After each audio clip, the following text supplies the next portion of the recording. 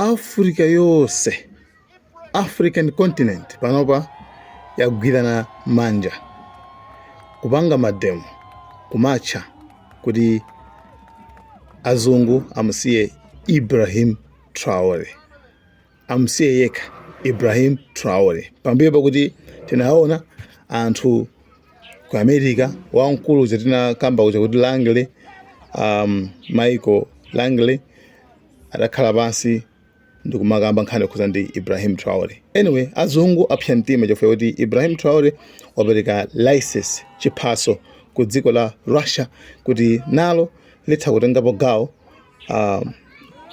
kumapanga mining apasa ngodi nkuwapasa license kuti atha kumapanga golide, kumakumba golide mu dziko muja, koma ndekuti mwa business osati kuti za zongobelana zimene zimachitika zongoti kungobwera akuti kauniuni manyumbamo muona ndege zikubwera zikabwera zikuyang'anang'ana golide kenako apita kamweza golide kungotenga basi kumapita naye. Nkhani yake semeneyo pakhale business kuti awane ma investors enieni.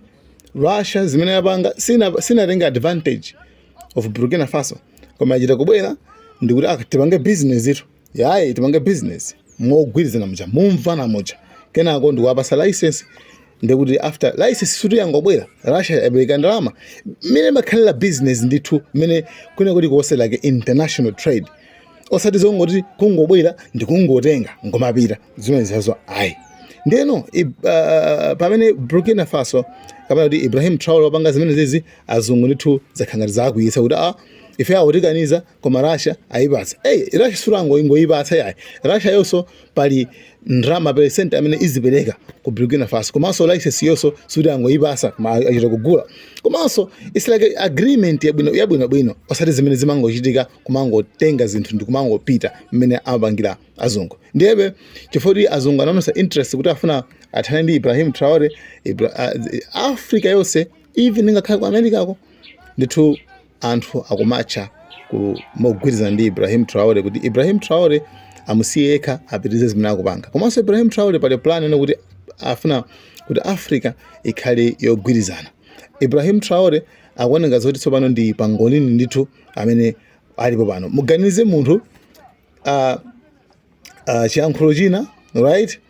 Chiyankhulo china ali kwina komano Africa yonse kukhala in solidarity, kukhala kuti ife limodzi tili nganganga ndi Ibrahim Traore and zimene akupanga kudziko kwake it's like the example kuti leader wina aliyese akuyenera kupanga. Ndiye panopa kulitu kumatcha even kumalayi pali nyamatu nake ndamona pa TikTok amapanga so mobilize anthu kuti I think Friday akuyenera kuenda munsewu kuonesanso kuti yayi anthu azungu amusiyeka Ibrahim Traore koma yes, that's it. So actually ndi news yabwino kwambiri makamaka nzosangalatsa kwambiri zopepa kwambiri chifukwa akuluakulu nthawi ija ndimene iyi nthawi yonena kuti kulimbana ndi munthu mmodzi ukumalimbana ndi Africa yonse. Wow. Anyway, panalinso pompano panali coup imene mafuna ichitika kwa Ibrahim Traore. Coup ndikuti panali asilikali ena amene amawukira amafuna alanda amafuna amuphe komabe zakanikabe.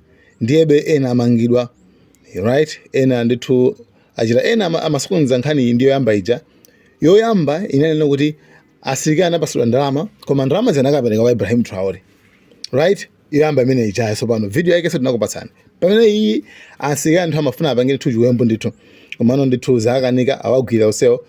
Ndiyebe anyway guys, thank you so much. Ndingokuonesani ma videos ene ndena amene akuchitika m'mayiko osiyana-siyana mutha kuona. Guys, thank you so much Malawian cameras. We must never allow that South Africa must be bullied by imperialist forces. America must never tell us what to do. The same United States, which is furious at being cut off from the riches of Burkina Faso, cannot tell us what to do. We stand with Captain Traore. We stand with Traore because we know that Traore stands for the unity of Africa. We are Traore, and Traore is all of us. If they kill Traore, you must know they would have created another wound in the continent of Africa. We must defend him the same way we defend the unity of Africa. We must defend China for defying the USA and telling the USA to go to hell because they don't understand how the tariffs works. Donald Trump is an... Of all the resources Burkina Faso have, they've not been able to build even more than 5,000 kilometers of road. Today, as we are speaking, when our politicians go around building first coach, second coach roads, he is building asphalted overland roads. How many years? And today, the person that is building roads, the person that is giving hope to the people, we have some people coming from nowhere to tell them that, you know what, we are ready to give you life. In fact, if they want to give life, they should go to Congo, they should go to South Sudan, they should go there, and the mess they caused there, they should go and put it together, take it back to their country. Enough is enough. We are ready to rise up and say enough is enough. It is now. They can never keep us in the fear or the circles of imperialism. No way. We are ready to detach ourselves and say enough is enough. And this is the time that African youth need to read through the lines and see and realize the truth.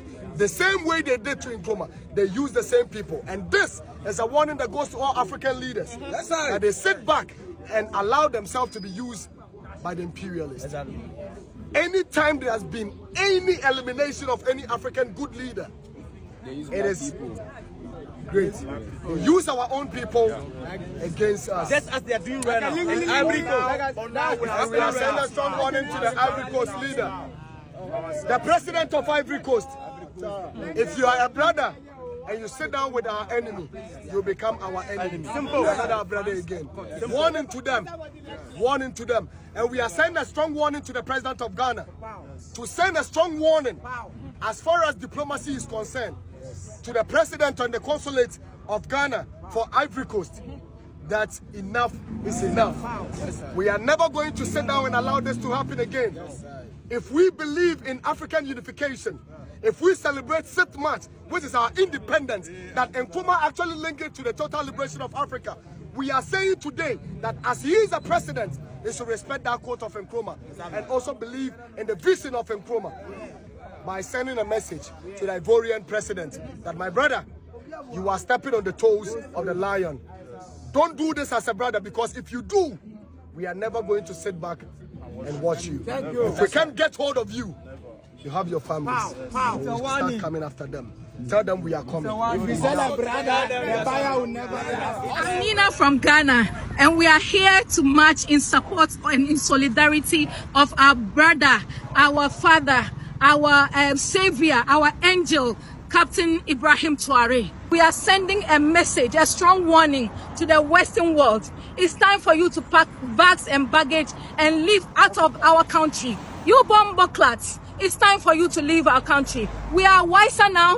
We're waking up from our slumbers, and we are wiser now. So you can't cheat us again. You can't sit on our gold mines again.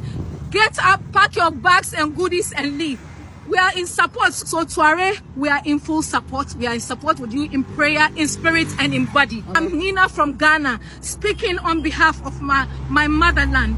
So it's the message that we are sending across to the bombo-clad man. Pack your bags and leave.